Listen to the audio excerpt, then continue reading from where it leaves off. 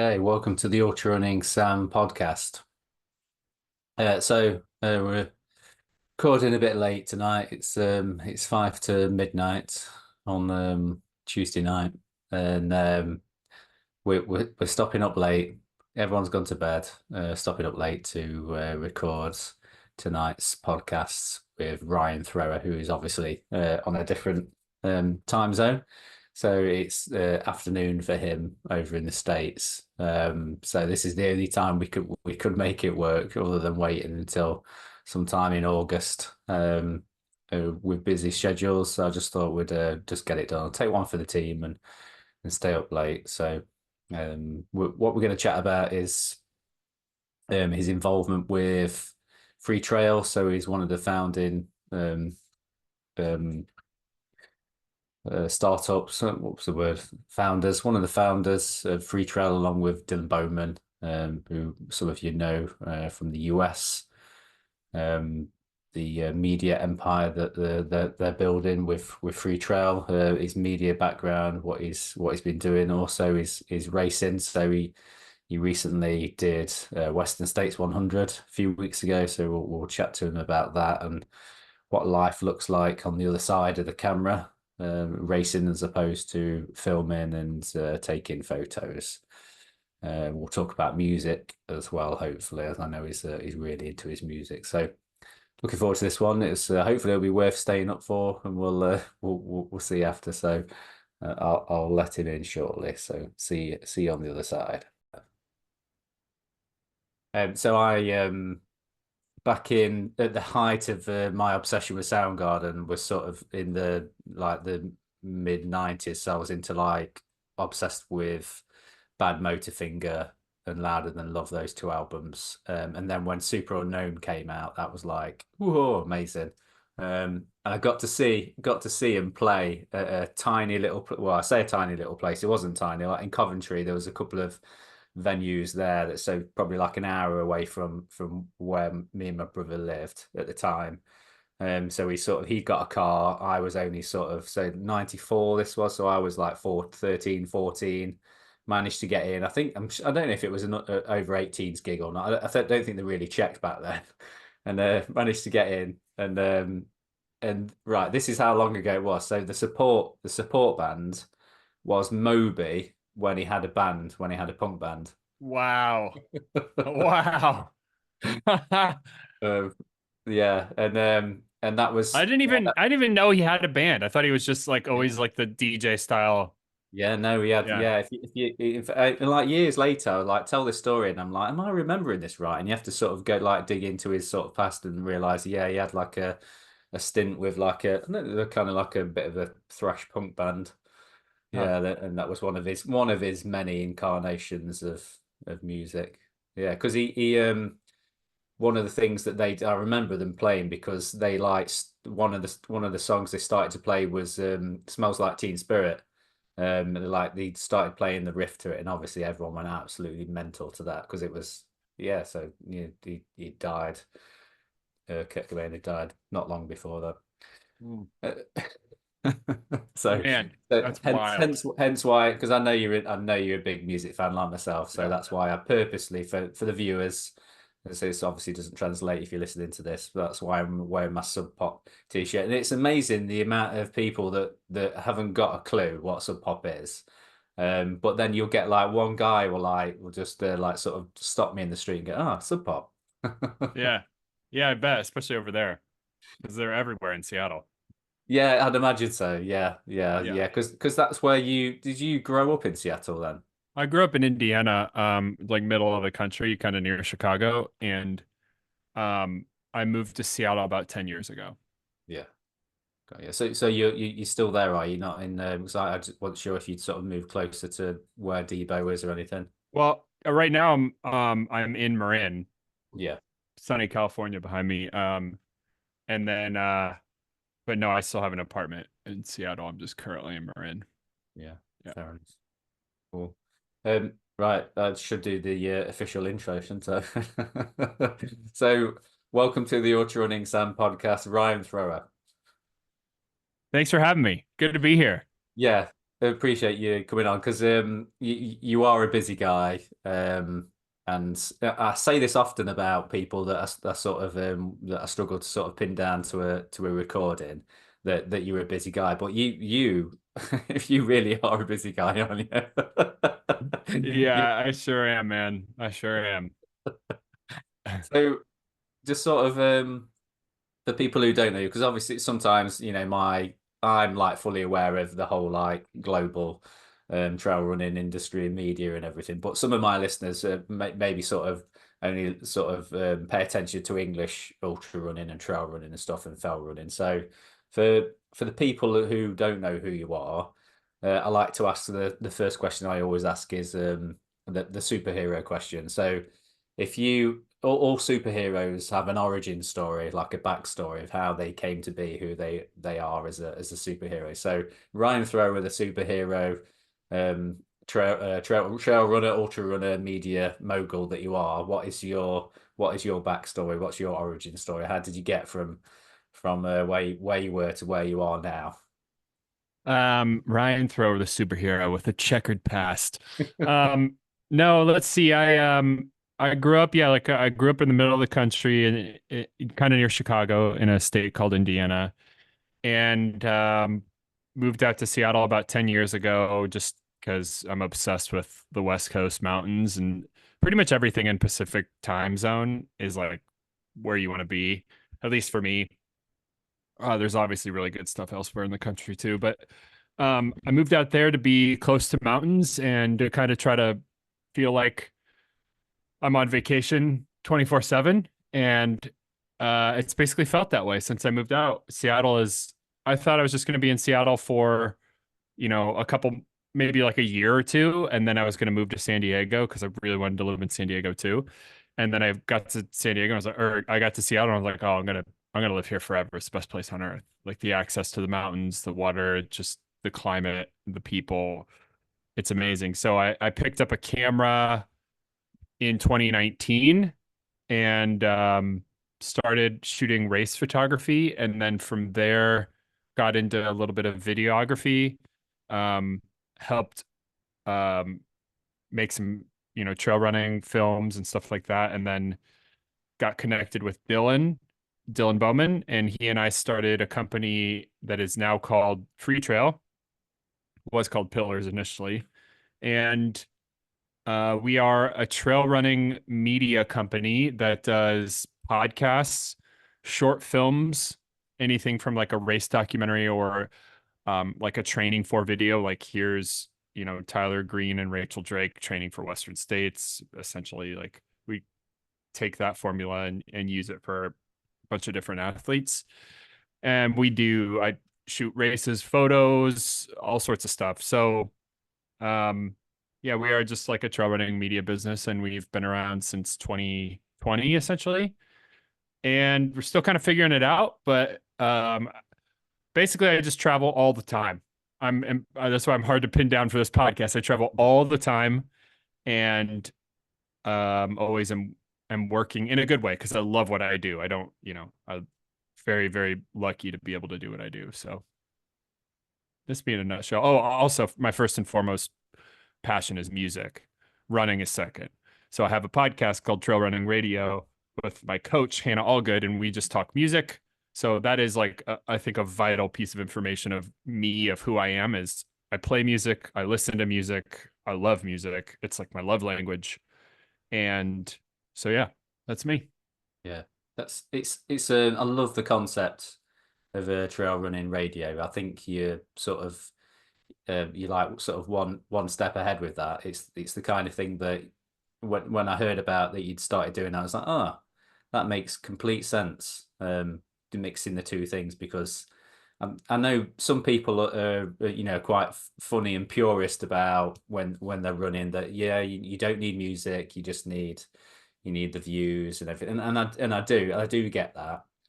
But there's times when I absolutely need music while I'm running. I'll listen to podcasts, and stuff like that, or listen to an audio book. But there are certain times where nothing else will do other than listening to something to get me riled up for like a fast run, or just something to just sort of calm me down during an ultra, knowing that if I listen to sort of calming music, it'll stop me from sort of pushing the pace too early. So I think you sort of you're ahead of the game. And I know I said this to Debo when I interviewed him, which was ages ago now. It must be getting on for 2 years ago. Um, I said that, you're obviously involved in this, that he almost has like a crystal ball for what's happening in the trail running sort of space, that I think you'll probably sort of relate to this, that you sort of similar in that way, that you're both sort of pushing for the next thing all the time, trying to sort of have an idea in that relates to trail running and media and everything, and then just do it because nobody else is doing it.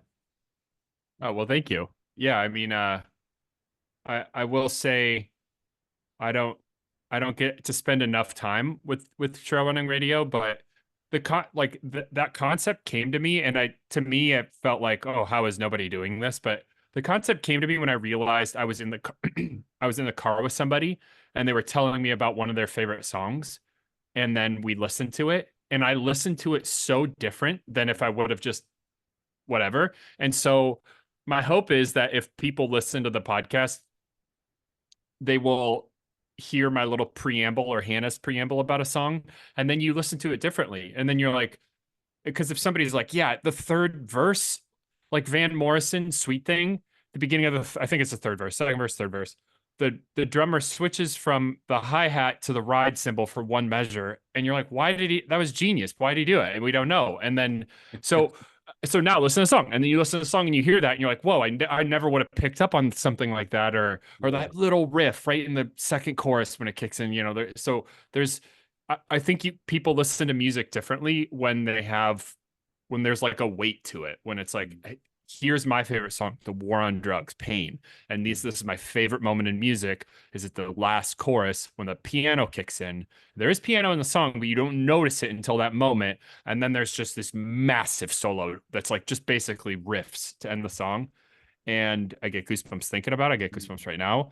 And so that the ability to share that with somebody, even if it's just like a song, oh, hey, I love this song when I was 18. It's a pop punk song. Here you go. Check this out. Listen to it. It's really great for running uphill.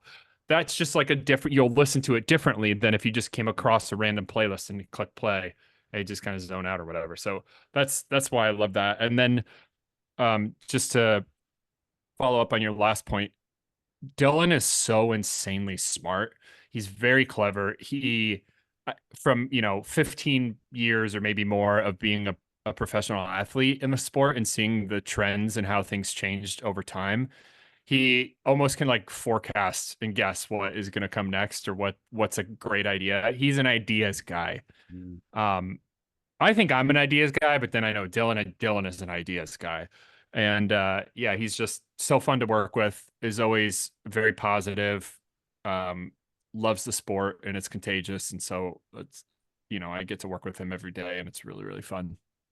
Yeah, I suppose he's the one with the, well, not that you don't have ideas, but he's the one with the ideas, but you've got the capabilities and the skills to put those ideas like practically out there, like with your film making skills. And I know you've sort of had to sort of you're self-taught with a lot of the stuff you do, aren't you? So the idea of him like um thinking of an idea to go and shoot a film, he wouldn't be able to go and do that himself. So that's where you came into the picture, and you've sort of the ideas that he had, you've been able to sort of turn into reality. And I know that the the sort of history of you sort of getting started, and the changes that you made, because I listened to, because I've always been a fan of Debo, like when I've heard him before any of the podcasts started, I'd like listened to him on other podcasts, and when he said that he was starting out doing one, I was like, right, I'm all in with this. And but it made me laugh, all the how it kept changing all the time. So it was, but at first, so it was the well, wasn't it, The first? well, yeah. Yeah, the well. So I'm like, I'm an OG listener to the well. I listened to the well. Then it changed. Then it changed to Pillars. Then Pillows, yeah. yeah, Pillars. Yeah, and I love the idea of that, and I thought it was great. But it, like you guys have admitted yourself, you knew that you wanted to do something big, but it didn't quite go in the direction that you wanted it to go in. And then it's then obviously changed into free trail, and as soon as that happened, I was like, right, that's it. This is it. This is the thing that's going to put Debo on the map, and it Yeah. has, hasn't it? It's It like it's has. just like I said to him at the time, I was like, you just seem to know what people want, and you've created it. You guys have created it together, and you've put it out there. Do you sort of feel that pressure that people are all sort of watching to see what you're going to do next? No, actually, I think I think honestly, um, I don't mean that in any sort of egotistical way. I don't have, or I try not to have an ego. But it's just we're so busy that we're so in it that we don't half the time know what people think. We don't know if people like, sure, you can look at the numbers of the podcast and YouTube or whatever, but outside of that, we don't know like, do people care what we're doing? Do people like what we're doing? Because we just work so hard all the time. And we're always just, the second we're done something, it's like, okay, let's take a break. Let's take a rest. And then it's like, oh, hey, or we could go to Hard Rock. And so we go to Hard Rock and do like five athlete interviews, a live podcast. I shoot the race. We volunteer at an aid station, and then that's just how it goes. We're always like on to the next thing. And we do have a much better work-life balance than we initially did, but it's so I don't ever really feel any pressure because I feel like we're so head down working that yeah, like I always say, oh, I gotta start posting all these photos on my Instagram. I post like 3 times a year, and then I'm like, oh, I took these great photos at Hard Rock. I'm really proud of these. And then all of a sudden it's like, okay, well, now are they like kind of obsolete because it's been so long and I don't post them? I'm just I'm always just like, that's such this low on my list is is is putting stuff out in the world on Instagram. I think that's because Free Trail is basically my Instagram. Most of the stuff on Free Trail is all mine. But I'm so head down working that I I feel a little bit out of touch sometimes. So I don't know. Mm. Just I kind of suppose rambling, I guess. I suppose you've got the community, haven't you? The free trial community on Slack and everything. Sort of, that's obviously like a good indication, isn't it, of how many people are like fully invested with it. And I know I've been on Slack since that was announced and everything. But I don't use it enough. I still feel like I'm a little bit kind of on the outside because I'm over here. It doesn't always feel, and I know there's quite plenty of free trailers that are from the UK and stuff, but it always feels like I would absolutely sort of, you talk about sunny California. I have many conversations with my wife and family about, I'll say to them, so can we move to California? And they're like, no. 6 months later, can we move to California? Because I absolutely loved California. So I've only ever been once, and my listeners, I won't like bore my listeners with the story that I always tell, which is about me going over and being able to do a follow cam at Western States. So What 20, year? yeah, 2022, Awesome. yeah, 2020, it was 2022. Yeah, 2022. I was on my way to go and see my brother in Canada on Vancouver Island, and like you say about Pacific time, because I knew it was on the same time zone. I kind of said to my wife, I'm going all the way to Canada to see my brother.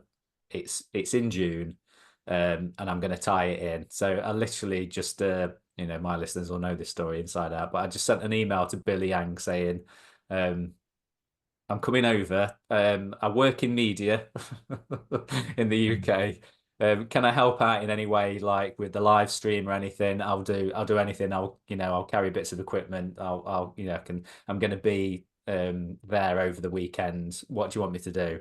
And I didn't expect him to reply at all. I was like, Billy Yang's not going to reply to me. And he like fired an email back to me, saying, here's the email address of Katie, who was running the volunteers for the follow cams and stuff. He's like, go and help out there. So I was like, oh, okay, it's actually happening. So I literally just turned up, like flew in to Sacramento, got an Uber to the track at Placer High, and just turned up on the day, and she was like, "Yeah, do you want to run a follow cam from Roby Point down to the track? Wow. You'll be on for like the first shift to bring all the top 10 men in and probably top 10 women." And then you can go and have a break and then come back for golden hour. And I'm like, this is like a dream come true. Yeah, So that's amazing. I Strava'd it, and I ran 40 miles over those 2 shifts, Wow. running up and down that flaming hill. Yeah. Um, but I absolutely loved that experience, and I would, my family are just like, why are you so obsessed with American? I am like obsessed with American trail running, and I wish I could sort of come over. What I am planning to come out next year for some, I'm going to try and tie in a bit of filming and stuff and do something. So we'll see how that pans out. But while we're talking about Western States, I'll stop talking about me. Um, so for the listeners, then you swapped your position from behind the camera to in front of the camera, and you actually did Western States, didn't you? How did that sort of come about? Because that is not an easy race to get into. How did that all come about, and how did it go? It took me 8 years to get in. I started putting in 2016. Um, yeah, and I finally got in. Um, and it was really special from to actually run it without the camera because the last 3 years in a row I've shot it both for live stream and for shooting documentaries and um and taking photos and stuff. So it was cool, and I know the history of the race really well, so it was really special to be able to run it. But some people get in on their first try, but it took me, yeah, I started putting in 2016 and then I got in for 2024. So it was a process to get in, but yeah, I mean, it was very surreal. It's just such a surreal experience. Obviously it was different being a mid packer and running it than when I'm used to running with the elites with my camera, so, which is a bit of a different experience. But yeah, it was really cool to do it. I did not have a good race. I had a terrible race, but um, I don't regret anything or anything like that. I'm very happy I finished. Kind of had to death march it in. My knee stopped working around the halfway point. Um, but yeah, it was really quite a dream crew. A bunch of amazing friends came out. It was awesome. And then every time you're in an aid station, it feels like you're the only person in the race. Like somebody comes up to you, and it's not like a typical race where the guy's like, "Hey, yeah, let me fill your water. I'm also filling this other guy's water." And then this guy's electrolytes. It's like you have one volunteer. They're with you the whole time. They're like, "What can I get for you?" Okay, I want water in this and electrolytes in this. And then walks you over to the food. He's like, "Here, take a look. I'm gonna go fill your bottles. I'll be right back." And so you're like, "Okay." And then people are like, "What can I get for you?" And, I have a little of this, that, whatever. Person comes back and walks with you out of the aid station. It's like, "All right, a mile down the trail on the right, there's a little creek. You can dunk your hat, or you can get all the way in." All the little, and so you're just like, is there anybody else in the race? Is everybody here for me? Because you feel so special. Mm. And plus, I knew a ton of people, so I was giving out hugs left and right, just on the way up the escarpment and at different aids. I knew a lot of volunteers at aid stations, and it was really special. And even though my race was pretty much complete shit, I still kept a really good mind like attitude and was really grateful for everyone, on my crew to spend their whole weekend, 26 hours taking care of me, let alone before and after. And um, but it's just such a magical race. It's really different than Euro racing because I feel like a lot of Euro races are just way bigger than anything in the States. A lot of ours are due to like forest regulations, and we can only get a permit for 300 or 400 people. And like even Hard Rock's 145 people. It's very small. And it's Mm. such a long, slow race that it gets so spread out, which is really cool. But anyways, then you go for us, we're all like, "Oh, I can't wait to go to Europe and race because there's so many people, both like spectators and runners." It's really cool. And then in the States, you run Western States.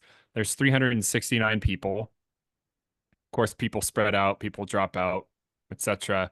But it's just it's so of the races in the US, it feels like the closest to the energy of a Euro race because when you come into the certain aid stations that where crew can be, you'll have a road that's a mile long and it's like people are yelling and cheering and you have so all of a sudden you're like, oh, I have so much adrenaline and energy and everybody's yelling out Ryan because your bib says your name on it, and so I was like, I don't know if I know the people or if they just are reading my bib and you feel so electric and then you're back on the quiet trails for a little bit, and then it happens again. And so it's just plus it's the oldest. I think it's the oldest 100 miler in the world.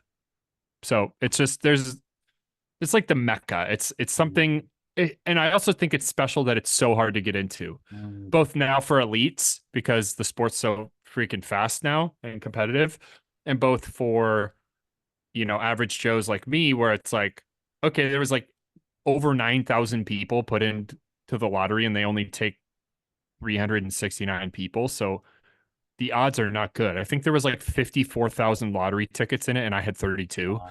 and I got in. So Wow. it's wild. So that when you're in, so therefore when I'm in, even though my knee fell apart, I was like, it took me 8 years to get in. I might not ever run this again. I'm finishing. I don't care if I have to walk it in, which I did. I'm finishing. And I did. And thank God for Ben Gibbard and Drew Holman and Dylan Bowman who paced me in, and most of the time we walked. And it's kind of embarrassing, especially when you have like Drew Holman who got a golden ticket and turned it down and paced me.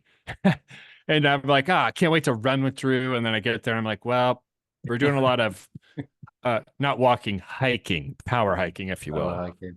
But it's magical. If you have the chance to go, as you know, just spectating it, Yeah. Forest Hill is magical. The finish line is really cool. It's just it's cool. And obviously the live stream's amazing. If you can't make it, watch the live stream. But if you get there and you get to come and bop around to different aid stations, you get it. You Mm. might hear about it and be like, oh, maybe Western States is a little overrated. I don't get why people are so excited about it, whatever. And then you go and you're like, oh, I get it. This Mm. is it. Yeah. Yeah, absolutely. That's I put a post on the week leading up to Western States of the little selfie that I got with Billy Yang, and I was like, and I put on the post like, if you have chance, if you live in the US, go to this race. If you haven't been to Western States, go to Western States. If anyone's got a chance to go, just go. Just be a spectator. Literally, just go and stand. So I was telling Doug, so Doug Emsley, so Doug Yep. who with Yep. TrailCon and everything. I interviewed him about TrailCon, and I was saying to him, he'd obviously not been to the race before, and I was like, if you go into golden hour, take sunglasses because you won't want to see you won't want everyone seeing you crying. And he was like, yeah, I know it's like, and I was like, no, no, no, you don't understand. Honestly, it's like a life-changing experience. When I was like, so after I'd like ran in all the fast guys and girls at the front, I was with Dan Davis, and he got a place like down the road. We went and had some sleep, came back for Golden Hour and filmed Golden Hour, and just like I didn't think it was possible to get like so emotional while you're doing a job. So why you just literally just like running them in, filming them and everything.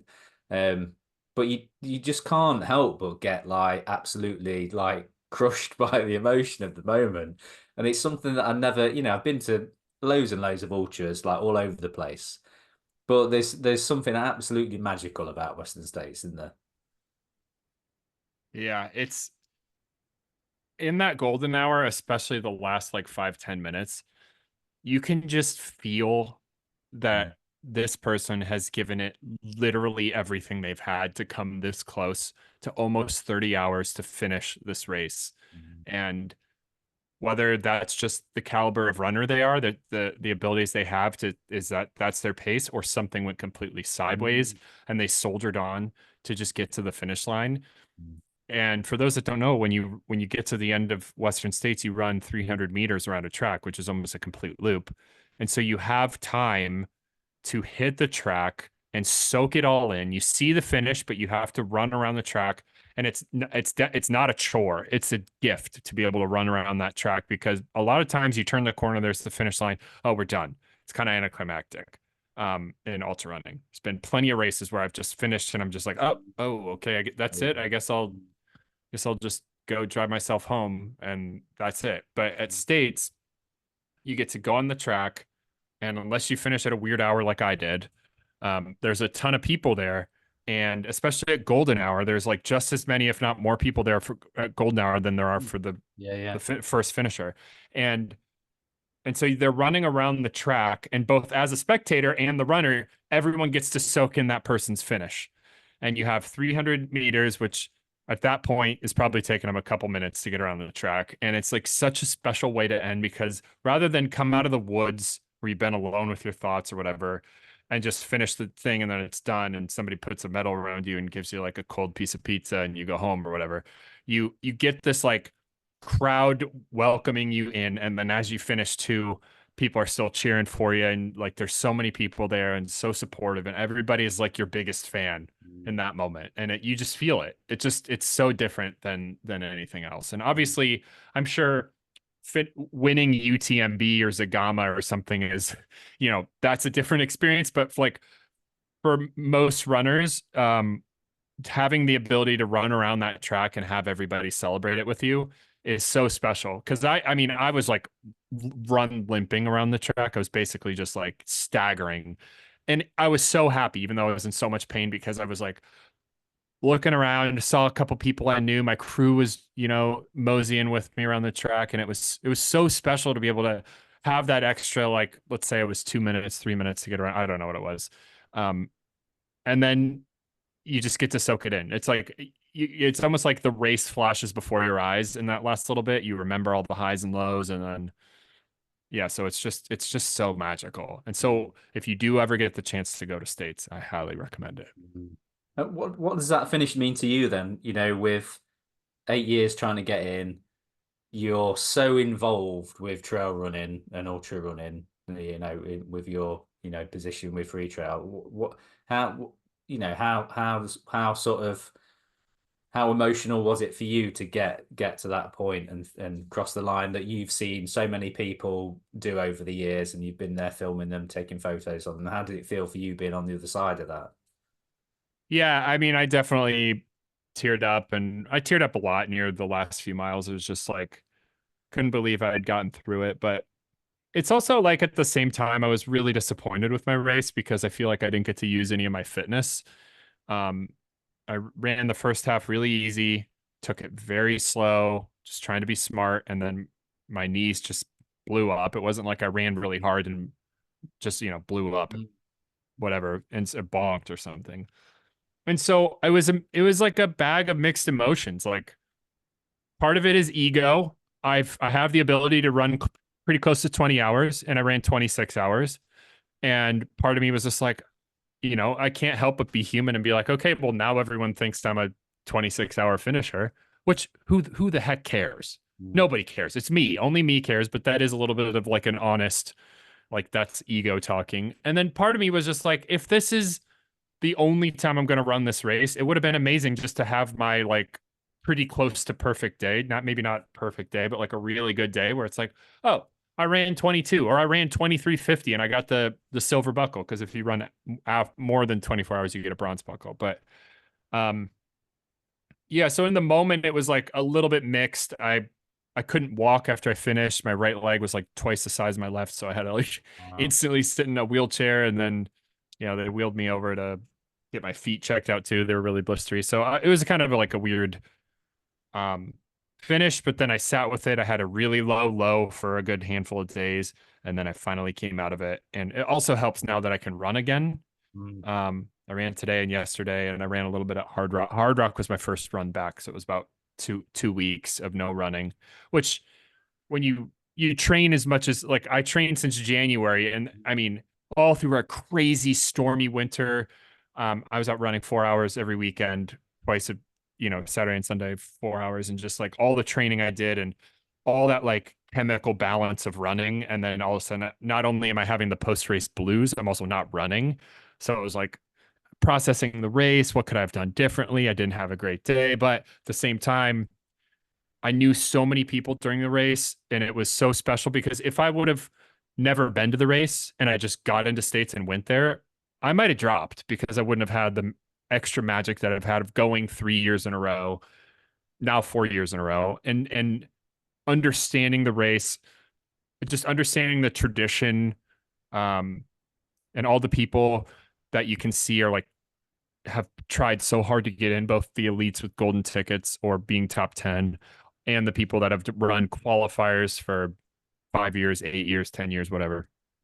So going there and like running up the escarpment the first 3 miles, I probably hugged 20 people. The escarpment was magical. I ran with, a few people I knew throughout the thing. I made some new friends while running. And then in aid stations, I'm giving hugs. It was so special. So I was in good spirits the entire race. And at the end of it, it was kind of like, it kind of dawned on me I didn't really have a great race, but also felt bad that, especially for Drew Holman, I felt so bad I made him walk so much.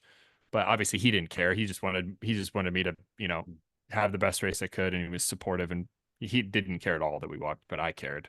So it's just like, it's a mixed thing, but after I will say that it was just so much more special having been there before and understanding the race.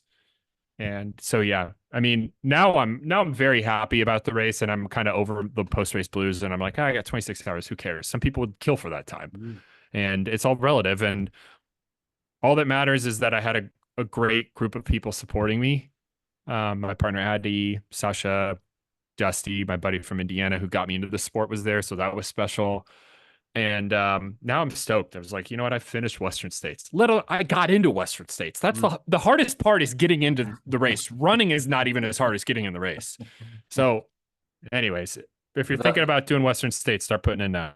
Yeah, that just sums up the unpredictability of ultra running, doesn't it? That you can have, like, you train for years for a race and get into it, and then on the day you just have a bad day. And yet, there's plenty of other races that your training goes absolutely smoothly and perfectly, and you put in a good performance. But I suppose it's one of those races where if you're going to have a good day, you want it to be at Western States, don't you? Yeah. You want it to be a good day. Yeah, that's the beauty of the sport, though, is like, for most of us normal humans that aren't like the elites, we hope we have a good day, and like whether you have like GI issues or like you're just puking, or none of your food you brought sounds good, or you just, like, for me, my knee just fell apart randomly even though I was completely healthy going into the race. And then so that, the sweet's not a sweet without the sour. When you do have that magical race where you're like, oh, I was second in my age group, or I broke my own 50K PR. Those things are so much more special. If you did that every race, it'd just kind of be like, oh, okay, I don't know. But yeah, I don't know. The sweet's not a sweet without the sour. It's a beautiful sport. I like the highs and the lows. What was the issue with your knee then? Is that a pre-existing injury, or is it something that No. just literally just came out of nowhere? Yeah. I mean, my theory is I trained at a faster pace than I ran the first 50 miles because I was so scared. Everyone kept saying, take the first, 40, 50 miles easy because it's at altitude, and it's really easy to dig a hole. Because you're just sustained at altitude, especially me. I live at sea level. And so I ran a lot slower, like than my body was used to, because I usually run my training runs a bit faster than that. And so I think it was just, that combined with a lot of downhill.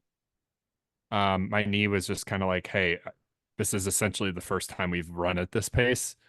And so I don't know. That's just kind of a working theory, but it was behind the knee, and hamstring and calf, like upper calf, lower hamstring, but behind the knee and everything was so swollen. My knee was like a grapefruit. But it's all good now. And now, like, I ran today, and elements of it felt great, elements of it didn't, but it's like I took it very easy today. I understand I'm still recovering.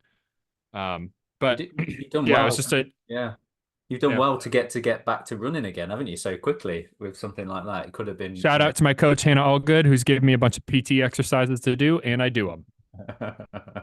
Always do your PT work, folks. Yep. Sometimes it's amazing how like it'll be raining and cold outside and you'll be like, yeah, I'll go run 4 hours, but I don't want to do 5 minutes of PT. You know what I mean? It's like for some reason PT is like it you'll think about and delay doing PT longer than it takes you to just if you would have just done PT. I don't know why that is. I've learned to love the gym. So I've had like ongoing issues with especially with knees as well. I've got like issues with meniscus and I've managed to work around it, but it's literally only been because of the gym that I've managed to get back to running again. And it's that I don't want to lose that. That really put the fear into me when I've got I had like a specialist saying to me, you probably need to give up on running. You need to take up golf or something. And I was like, and anyone else would have sort of said, oh, okay, I'm just not meant to be a runner. But I was like, no, I am not giving up on running. I am determined to get running again. And luckily, the other specialist I spoke to, she was a triathlete, and she was like, I understand. So this is what you've got to try and do. This is what you've got to do. You've got to completely throw out all your running shoes, everything that you use now, get rid of it. I've been a long time user of ultras, and I absolutely love zero drop shoes. But she was like, you need to throw out the ultras. You need to try something else. You need to alter the forces going through your knee. You need to make changes. You need to make your legs as strong as possible. And I went straight onto YouTube and got all the knees over toes guy stuff and started doing all the weird exercises. And it took probably like dedicated 6 months of being in the gym to get that. And I stopped running completely and then worked my way from zero back up doing all these exercises. And well, I managed to get myself through the spine race in January. So I'd Good say on you. I'd say it was pretty much come back. Yeah, good on you for the dedication there. Yeah, I mean, if you want to keep running, into your. And when I interviewed Dylan, he was sort of talking about how he was, it was at the point where he was like not really racing and stuff, and he was saying, oh, and I was like, I said to him, I was like, please stop talking about like retiring and thinking that you're old because you're still in your 30s. I'm in my 40s, and I absolutely still love trail running. I want to keep running, and I want to be. I look at guys like, um, I forgot his name now, Jeff Browning, and the Bronco guy Billy. he's in his 50s, Bronco Billy in his 50s, and he's still winning races. I'm like, so I was like saying to Debo, like, you're having a baby, you've started a business, running will come back, but don't please stop talking like you're going to retire from running. Yeah. Amen. Yeah. If you're listening, Debo, you're not He will old. be. I mean, look at Ludo. Ludo just run Hard Rock. Yes, He was yeah. what, 30 or he's 48 or 49 or something? Wow, And he wow. got the course record. It's Hillian's amazing. course record. Yeah, that just shows that I think, I mean, you'll know this like from your involvement in trail running. Just it seems like boundaries are being broken everywhere, aren't they? Like Yeah, truly. women's like the top. What was it this year? Was it all of the top 10 men came in under the previous record? What was the stat with All the the yeah, it was like all what was it? the top 10 men came, I don't remember, but it was Or was something it top insane. five or all under So many people were under 15 hours. Um, yeah, they didn't get the course record this year, but they were very no. close. Hmm. So yeah, Yeah, great race. It just shows that anything is possible, and I always thought that it was sort of going to be the young guns coming in and sort of taking all the records and the like more professional way of running and stuff like that, bringing more professionalism into the sport. But there's still guys getting on in years that are still crushing races, aren't there? And yeah, like Ludo setting records in his late 40s. It's crazy, isn't yeah. it? What's what are the plans going forward then for Free Trail? So it sort of said that that you guys must be the busiest guys in the trail running industry at the moment, apart from maybe Jamil Jamil. Curry. Yeah. I was Jamil. gonna say Jamil and the Mountain Outpost people got us beat. Um, Jamil just worked like 78 days in a row, didn't train for Hard Rock and did Hard Rock. Like that dude is a legitimate superhero. Yeah. So Yeah, he's do you think that Jamil is like he's like the UTMB of media, trail running media, like with his he's just take is he started to is he taking over the Trail Runner magazine? Is it what magazine is Ultra it? Running Ultra magazine. Running magazine. Yeah, he's got to be the most brilliant business mind in trail running. Like between Aravaipa, Mountain Outpost, and now Ultra Running. And I haven't run an Aravaipa race in a while because I've shot a lot of them. But there was a point where like they were also making the finisher medals on one of his companies make, and his pizza company was doing the finish line pizza. So it's like the dude is a genius and he's very nice. He was actually on my flight back from Hard Rock. Um, but yeah, I mean, so let's see. Well, for us, we have our next thing is UTMB. We're going to UTMB to do our daily live show and shoot some races.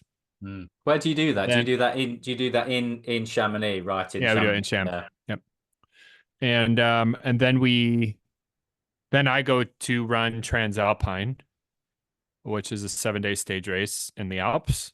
Well, that's brutal, isn't it? Apparently. Yeah, it'll be interesting. I mean, it's very sobering. I looked at the course map and I was putting them on Gaia, mapping it out, and it was like day one's like 10,000 feet of climbing in a marathon. The next day is like the same distance with 8,000 feet. The next day is a 50K with 13,000 feet. And I'm just like, what did I sign up for?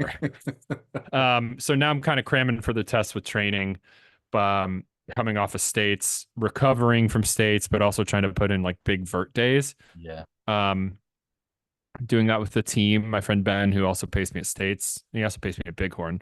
Um, so we're doing that together right after UTMB, and then I go to Mammoth Trail Fest. We're very Mm. involved with Mammoth Trail Fest. It's such a cool weekend. Yeah, it Mammoth sounds. is just one of the most beautiful places in the world. It's very unique. And after that, I'm going to a footprints camp, climate trail running. Well, climate outdoors. I mean, there is a little bit of trail running in Vermont, which will be really fun. Dakota Jones Company Footprints, and then I think we're going to Javelina, Mm. and those are the events that we have. But we also do a ton, between like little mini photo shoots here and there, and little video shoots. Maybe a documentary will sneak in there as like a training for UTMB or training for Javelina or something, and then podcasts, etc. So after Javelina, things typically cool off and we get, a little bit of time, but we'll see what happens. There's a couple other races that are late in the year that I've never been to, like Cape Town, and um, not saying I'm going, but I'm interested in it. Mm. And so we'll see what the rest of the year holds. But yeah, now we kind of have a little break after Hard Rock. I'm going to visit family on the East Coast for 2 weeks, and I'll still be working, but just having a nice little bit of downtime. And then while also trying to find hills to train for Transalpine to get as much vert as I can. So so yeah. But that's kind of the rest of our year. And I do have some film projects I'm kind of slowly working on that will maybe be finished by the end of the year, but we'll see. I might extend one of them to just make the story a little bit longer. Um, but yeah, it's super fun. Just like get to hang with Debo a ton and we come up with ideas and we execute about 10% of the ideas, but it's really fun coming up with new ideas. So also I am really excited about Second Nature. That's a Yes. podcast with Dylan and Aaron Lutzi, and I Mm. do the kind of some of the back end stuff. So we'll see if maybe we can do some fun content around Second Nature because that's my favorite podcast right now. I love Second Nature. Yeah, I absolutely love it. It's so great that it's like a real sort of behind the curtains, like behind the velvet, whatever you call it, rope. Just sort of understanding how these companies work and how these brands work. And it's like if you, I mean, I'm not starting a brand, but if you're someone who wants to start a brand in the outdoor space, it is like absolutely a must listen, isn't it? It is truly. It's very fascinating. It's just different than like the typical interview an athlete Mm. after a race who won or something. It's Mm. or somebody did a cool FKT. It's interesting learning the behind the scenes of the outdoor industry, and it's not always about running. It's often a lot not about running, but it's just really cool learning the behind the scenes of the outdoor industry. So Mm. check it out if you haven't heard it. Second Nature. Yeah, yeah. If listeners, viewers, go and check that out. And you've announced today that you're going to 2 episodes a week. Oh, well, at least we're doing two this week. Yeah, I put one out earlier today. I don't remember what time. Maybe it was like 11:30 or something. And then we have another one this week, Friday, I believe. Mm. So I don't know if we're sustaining that if we're doing it twice a week, like permanently, that's news to me. So breaking news here to me on this pod. Yeah, just check out Second Nature's story on Instagram. It's saying Okay. yeah, breaking news, two 2 episodes a week. Right, even Ryan Thrower doesn't know, and Yeah, I don't he's even the one that know. edits them. Amazing.